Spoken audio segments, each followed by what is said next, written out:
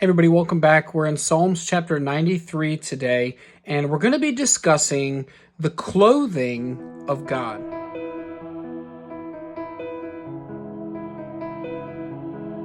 Hey everybody, welcome back to the channel. We're in Psalms chapter 93 today. I'm actually in my basement today. I'm not in my usual location, and we're talking about how God has clothed himself.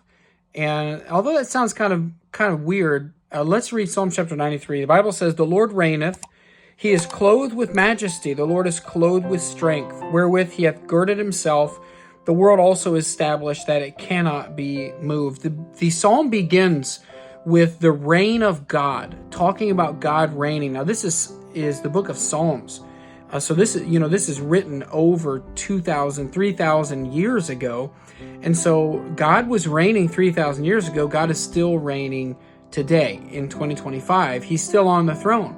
Although maybe the psalmist here had reason to question that, maybe doubt throughout his life, as you will as well, God is still reigning. Remember that. God is always on the throne. God's in control. And it says that God has clothed himself, as a king would clothe himself with specific robes or dress of some sort. The Bible says that he's clothed himself with majestic, that he's clothed himself with strength, and he's girded himself. Or in other words, the word girded means to put clothing on.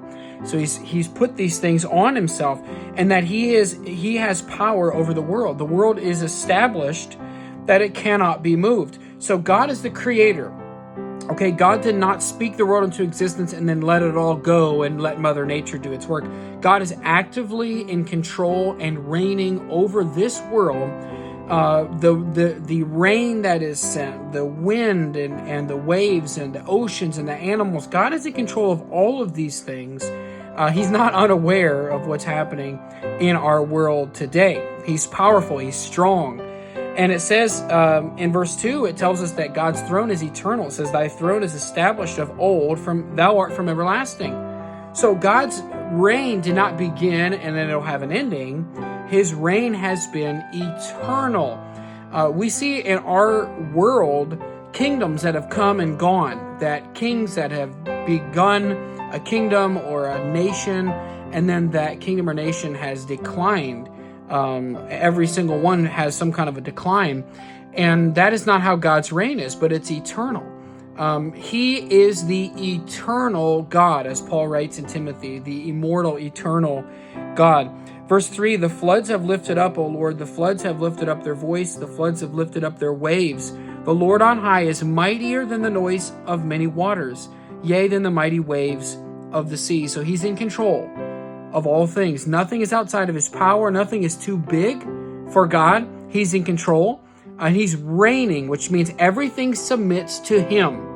Not that he's greater, as we would think, a lion is greater than a deer, but that everything submits to God. In verse 5, "Thy testimonies are very sure. Holiness becometh thine house, O Lord, forevermore."